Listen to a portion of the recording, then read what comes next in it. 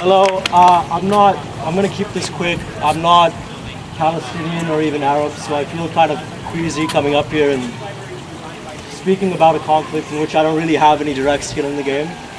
But at the same time, I am a Yale student, and I think it has to be said that for decades, all Yale has done has been at the vanguard and the global forefront for producing war criminals, right? There's a tendency when we think about this conflict to pretend like the biggest problem is the most grotesque and visible people.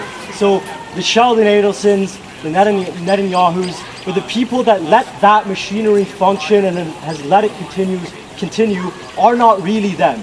It is every average congressman or congressional aide or businessman or just standard voter who believes the cliches that this conflict, has two sides, that the guilt is universal, that the solutions are complicated, and then the worst thing we could do is to pick a side and somehow have an actual stance about any sort of policy or to make anything happen, right?